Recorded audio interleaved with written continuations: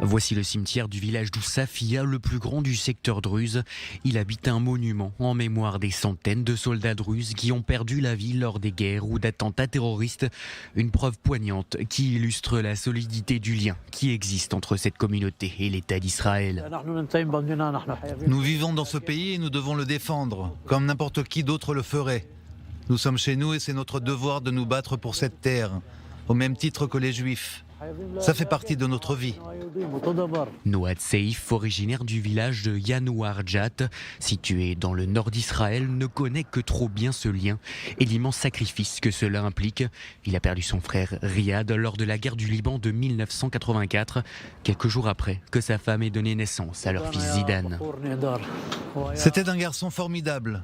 Tous ceux qui le connaissaient vous diront la même chose. C'était le pilier de notre maison. Je peux vous raconter toutes les histoires que je veux sur lui. Ça ne sera jamais assez pour le décrire. Zidane a terminé son service militaire, mais il a décidé de rester dans les forces de sécurité.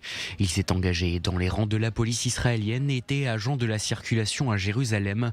Le matin du 18 novembre 2014, il était en poste. Il n'avait même pas été appelé sur les lieux de l'incident. Il a juste entendu à la radio qu'il se passait quelque chose et il s'est précipité pour y aller. Zidane n'avait pas été entraîné au sein d'une unité antiterroriste, mais il savait parfaitement ce qu'il devait faire lorsqu'il a entendu qu'une fusillade était en cours, et ce, dans la synagogue du quartier orthodoxe d'Aronof. Il a été le premier policier à arriver sur place, à se retrouver face aux deux terroristes palestiniens armés d'un fusil, d'une hache et de couteaux.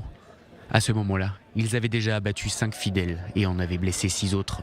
Zidane a fait sortir les 2 terroristes de la synagogue et des coups de feu ont été échangés.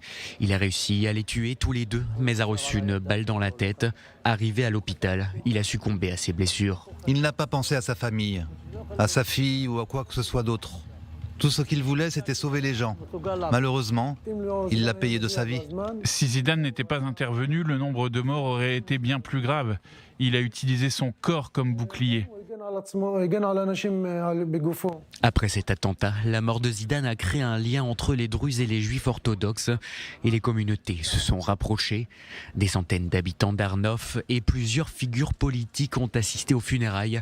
Mais aujourd'hui, la famille déplore que la plupart d'entre eux, surtout les politiques, les ont abandonnés une fois que l'affaire n'intéressait plus le public.